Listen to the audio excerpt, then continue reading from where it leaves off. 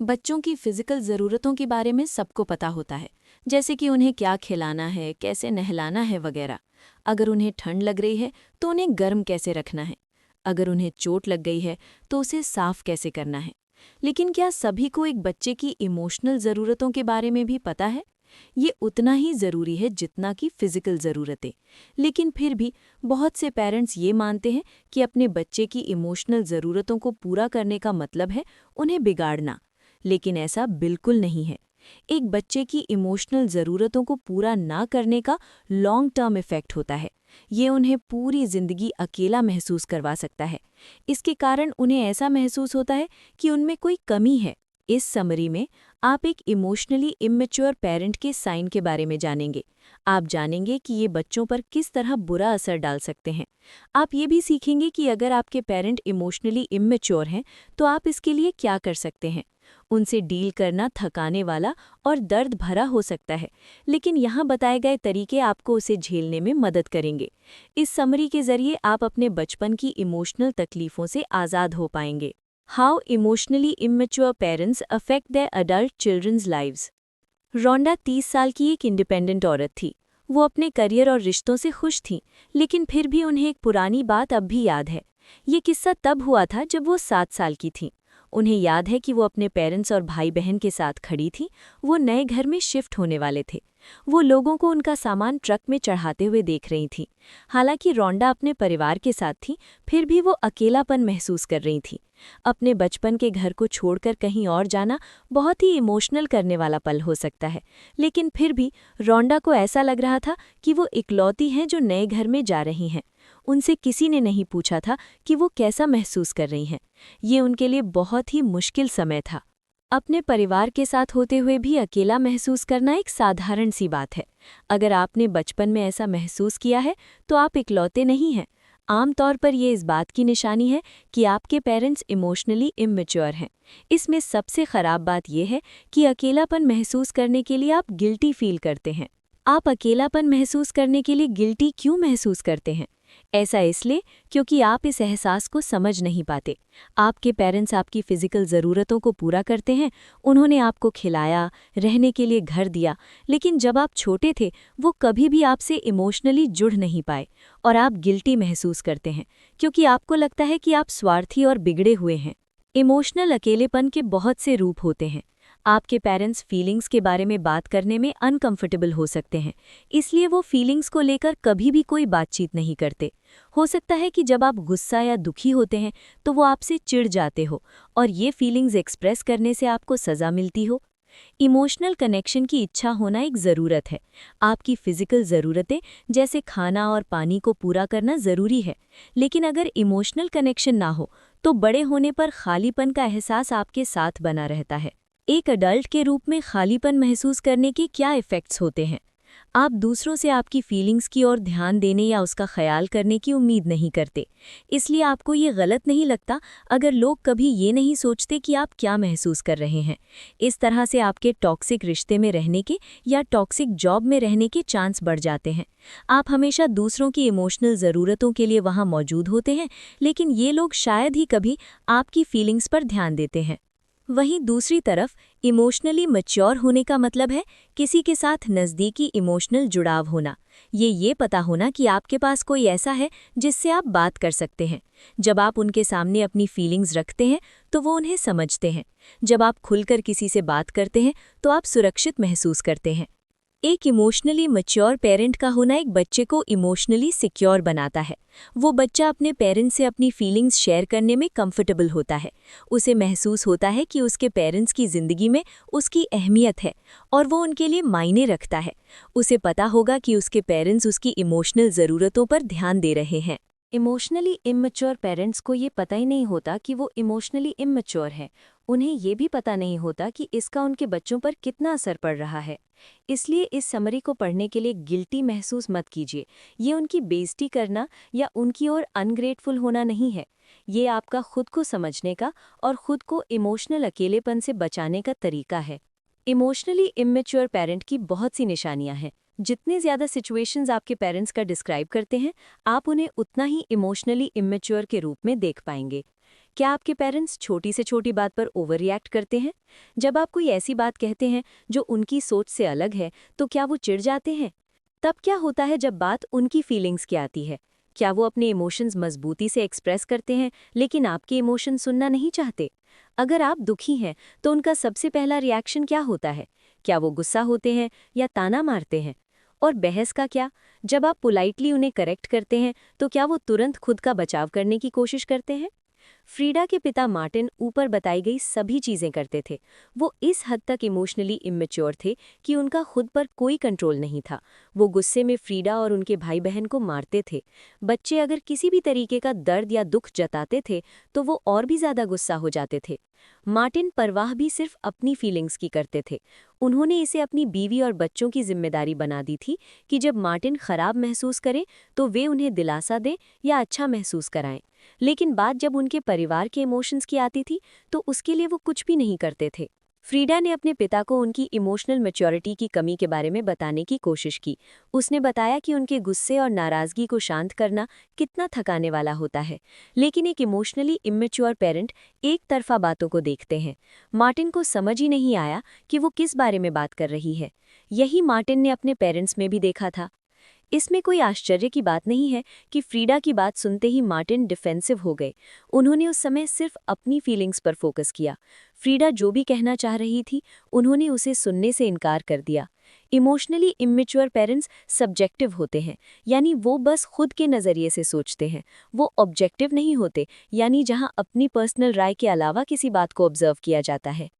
ये ध्यान रखना ज़रूरी है कि इमोशनली इमेच्योर पेरेंट्स ने शायद इसे अपने पेरेंट्स से पाया है। हमारे समाज में कुछ समय पहले तक ऐसा नहीं था कि बच्चे की इमोशनल ज़रूरतों को ज़रूरी समझा जाता था। हो सकता है कि आपके पेरेंट्स का अपने पेरेंट्स के साथ भी ऐसा ही रिश्ता रहा हो। इसलिए उन्होंने जिस इमोशनल अकेलेपन को महसूस किया, अब उन्होंने अनजाने में आपको दे दिया। पुराने ज़माने में परवरिश सख्त और बेरहम हुआ करती थी। बच्चों को सज़ा देना उन्हें पालने का एक तरीका माना जाता था। उनके इमोशंस और फीलिंग्स पर ध्यान नहीं दिया जाता था। पेरेंट्स के दिमाग में सिर्फ डिसिप्लिन और अपनी बात मनवाना होता था। लोगों को लगता था कि वे अपने बच्चों की फिजिकल ज़रूरतों को पूरा करके अच्छे पेरेंट बन गए हैं और अपने बच्चों को अच्छी परवरिश दे रहे हैं। लेकिन अब पेरेंटिंग का मतलब उससे कहीं बढ़कर हो गया है। पेरेंट्स को अपने बच्चों की सभी ज़रूरतों को पूरा करना चाहिए, खास तौर पर इमोशनल ज़रूरतों को। जैसे एली की केस को ही लीजिए। उनकी माँ ट्रूडी स्ट्रिक्ट थीं। ट्रूडी चर्च में नरम और दयालु थीं, लेकिन उन्हें एली की फीलिंग्स की कोई फिक्र नहीं थी। जब एली छोटी थी, तो उनका एक फेवरेट टेडी बेयर था। जब उन्हें बुरे सपने आते थे, तब उस टेडी बेयर को अपने पास रखने से उन्हें सुकून मिलता था। एक रात ट्रूडी एली के कमरे में गई और उन्हें टेडी बेयर को पकड़े देखा। ट्रूडी ने अचानक उसे एली से छीन लिया। उन्होंने कहा कि एली टेडी बेयर रखने के लिए बहुत बड़ी हो गई थी। एली ने बताया कि इससे उसे अपनेपन का एहसास होता है, लेकिन ट्रूडी ने कहा कि एली बच्चों जैसी और बेवकूफ़ों वाली हरकत कर रही है। बहुत से लोगों ने कहा कि चलिए देखते हैं कि इंटरनलाइजर्स बनना कैसा लगता है। लोगन जिब्सन की बहुत से क्लाइंट्स में से एक थीं। लोगन 41 साल की उभरते करियर वाली म्यूजिशियन थीं, लेकिन उन्होंने अपने परिवार में जो इमोशनल अकेलापन सहा था, वो अब भी उन्हें सता रहा था। वो उन्हें इतना ज़्यादा परेशान कर रहा था कि उन्होंने इसके लिए मदद लेने का फैसला किया। लोगन को इस बात की चिंता थी कि वो हमेशा अपने आसपास के लोगों पर गुस्सा हो जाती थीं। उन्हें इस बात का पता था कि वो रिलैक्स नहीं कर पा रही हैं और ये कहीं ना कहीं उनके परिवार से जुड़ा हुआ है। लोगन अपने परिवार को एक टिपिकल धार्मिक परिवार के रूप में बताती हैं। वो बाहर से एक परफेक्ट परिवार की तरह दिखते हैं, लेकिन लोगन कभी भी अपने पेरेंट्स या भाई बहनों से इमोशनली जुड़ नहीं पाईं। बचपन में जब वो दुखी होती थीं, तब उन्हें नज़रअंदाज कर दिया जाता था और उनके भाई बहन भी इससे अलग नहीं थे। लोगन ने बड़े होते हुए बहुत ज़्यादा अकेलापन महसूस किया। जब तक वो बड़ी नहीं हो गई, उन्हें इस बात का एहसास नहीं हुआ कि उनकी फैमिली में अपनेपन की कितनी कमी है। इमोशनल कनेक्शन की वो कमी लोगन पर आज भी असर डालती है। वो एक अजीब तरह का खालीपन महसूस करती हैं, लेकिन क्योंकि वो स्मार्ट और सक्सेसफुल हैं, कोई भी उनका खालीपन नोटिस नहीं कर पाता। लोगन इस बात को स्वीकार नहीं कर पा रही थी कि उनकी जिंदगी कितनी अच्छी है। उन्होंने इस खालीपन के एहसास से डील करने के लिए एक अलग ही तरीका बना लिया था। जैसे लोगन दूसरों की खुशी को ज़्यादा अहमियत देती थीं और अपनी खुशियों को नज़रअंदाज करती थीं, वो दूसरों की ज़रूरतों को भी पहले रखती थीं। लोगन और वो लोग जिनके पेरेंट्स इमोशनली इमैच्योर होते हैं, वो अक्सर इंटरनलाइजर्स बन जाते हैं। इंटरनलाइजर्स दूसरे लोगों के इमोशनल स्टेट को लेकर बहुत ज़्यादा सेंसिटिव होते हैं। दूसरे शब्दों में कहा जाए तो वो छोटी से छोटी चीज़ नोटिस करते हैं। इमोशनल कनेक्शन की कमी के कारण उनके खालीपन का एहसास कई गुना बढ़ जाता है। लोगन की कहानी पर वापस चलते हैं। वो अपने परिवार से जुड़ नहीं पा रही थी, इसीलिए वो दूसरे लोगों के लिए इंटरनलाइजर बन गई। वो हमेशा दूसरों को खुश करना चाहती थी। वो दूसरे लोगों के साथ एक असली कनेक्शन महसूस करने के लिए बेताब रहती थी। उन्हें लगता था कि लोगों से जुड़ने का यही एक तरीका है, क्योंकि यही उन्होंने अपने बचपन को देखकर समझा था। उनके पेरेंट्स सिर्फ तभी खुश होते थे जब वो उन्हें प्राउड महसूस करवाती थी। लेकिन अगर लोगन कोई अपसेट करने वाला काम करती थी तो वे उन्हें नज़रअंदाज करने लगते थे। इंटरनलाइजर्स के इमोशंस बहुत स्ट्रांग होते हैं। उन्हें अपनी फीलिंग्स जतानी नहीं आती तो वो सब कुछ अपने अंदर रखते हैं। इसलिए इसमें कोई आश्चर्य की बात नहीं कि वो किसी दर्द भरे सिचुएशन में बहुत जल्दी इमोशनल हो जाते हैं।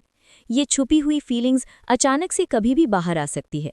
इंटरनलाइजर्स अपने पर किए गए छोटे से मजाक पर भी रो सकते हैं। जायज़ सी बात है कि इस तरह से इमोशंस को दिखाना इमोशनली इमैच्योर पेरेंट को गुस्सा दिलाता है। वो इस तरह से फीलिंग्स को बर्दाश्त नहीं कर सकते और अपने बच्चों को शर्मिंदा करते हैं। इंटरनलाइजर्स अपने रिश्तों में इमोशनल काम अपने जिम्मे ले लेते हैं। उन्हें लगता है कि उन्हीं को सभी के इमोशंस पर ध्यान देना है। इंटरनलाइजिंग बच्चा किसी को भी शांत करना या कंफर्ट देना अपनी जिम्मेदारी बना लेता है, जबकि सच्चाई ये है कि ये पेरेंट्स की जिम्मेदारी होनी चाहिए। इसलिए इंटरनलाइजर्स को दूसरे लोगों की फीलिंग से निपटने का भार उठाना पड़ता है। जॉन अपने परिवार में इंटरनलाइजर थे। उनके माता-पिता और भाई-बहनों में अपनेपन और भावनाओं की कमी थी। अगर कोई प्रॉब्लम आती थी तो पूरा परिवार तनाव में आ जाता था। इसलिए जॉन ने खुश और जिंदा दिल बने रहना अपना फर्ज बना लिया था।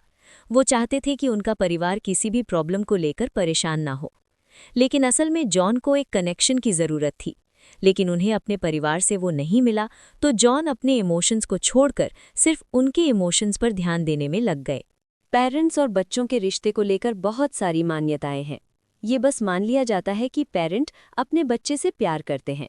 ये भी सच माना जाता है कि आप अपने पेरेंट्स पर भरोसा कर सकते हैं। ये भी कहा जाता है कि वो हमेशा वही करेंगे जो आपके लिए सबसे अच्छा होता है, और वो हर चीज़ आपके भले के लिए करते हैं। लेकिन ये सब बातें हर किसी पर लागू नहीं होती। ये कोई भी देख सकता है कि एक इमोशनली इमैच्योर पेरेंट अपने बच्चों को कितना नुकसान पहुंचाता है, और फिर भी बच्चा हमेशा यही उम्मीद लगाए रहता है कि उसके पेरेंट बदल जाएंगे। बच्चे को लगता है कि बातचीत और सब्र से एक इमोशनल कनेक्शन बन जाएगा। यही एनी ने भी सोचा था। एनी की माँ इमोशनली इमैच्योर थी। उनका नाम बेटी था। बेटी सिर्फ इमोशनली इमैच्योर ही नहीं थी, बल्कि वो फिजिकली और इमोशनली अब्यूजिव भी थी। एनी को बेटी द्वारा किए गए अपमान और तानों की आदत हो गई थी। लेकिन आखिरकार एक अवार्ड सेरेमनी के दौरान एनी के सब्र का बांध टूट गया। उसे अपने अच्छे परफॉर्मेंस के लिए अवार्ड दिया जा रहा था। उनकी माँ भी वहाँ मौजूद थी। वो दोनों ही एनी के कलीग से मिलजुल रहे थे। अचानक बेटी ने एनी के बारे में एक इंसल्टिंग बात कही। एनी को उससे सिर्फ बुरा ही नहीं लगा, बल्कि वो बहुत ज़्यादा शर्मिंदा भी हुई। ये एनी की ज़िंदगी का सबसे शर्मनाक पलों में से एक था। हफ्तों तक एनी लिखती रही कि वो अपनी माँ से क्या कहना चाहती हैं। एनी चाहती थी कि बेटी को ये पता चले कि उन्हें कितना ज़्यादा बुरा लगा है। एनी ने खुद को अपनी माँ को समझाने के लिए तैयार किया। वो चाहती थी कि उनकी माँ जाने कि उन्होंने कितना इमोशनल डैमेज किया है। लेकिन जब उन्होंने ये सब अपनी माँ से कहा, तब एनी रोने लगी। बेटी को अपनी बेटी की फीलिंग्स की परवाह ही नहीं थी। एनी का खुलापन और सच्चाई ऐसी चीज़ थी जो उनकी माँ हैंडल नहीं कर पा रही थी, और यही ज़्यादातर इमोशनली इमैच्योर पेरेंट्स का हाल है।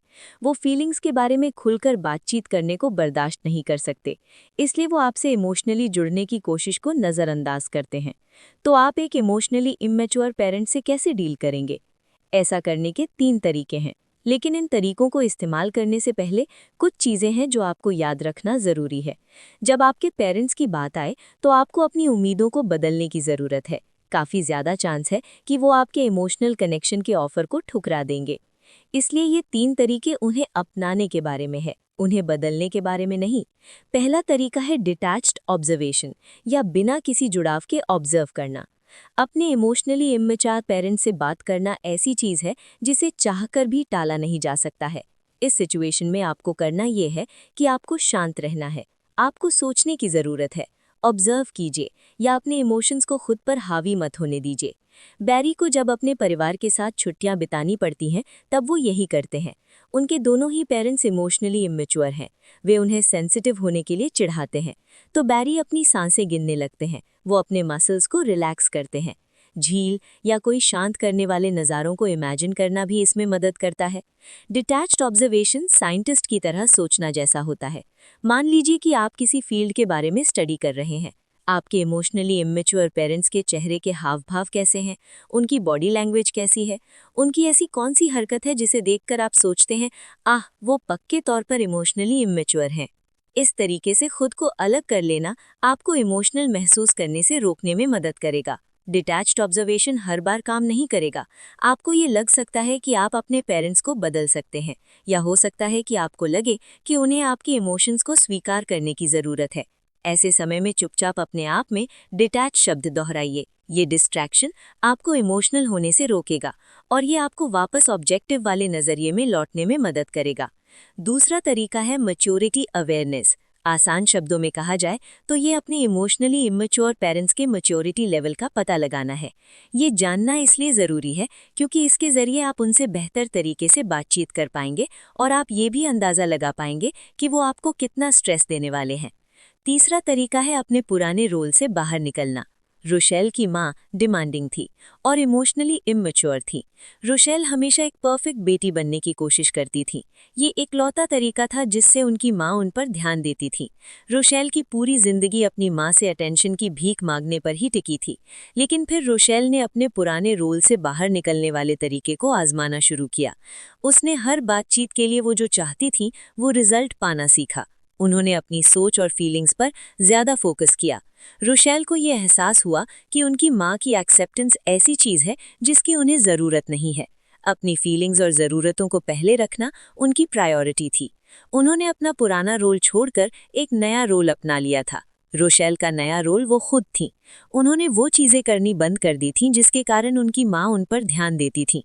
उसके बदले उन्होंने वो चीज़ें करनी शुरू की जिनसे उन्हें खुशी मिलती थी।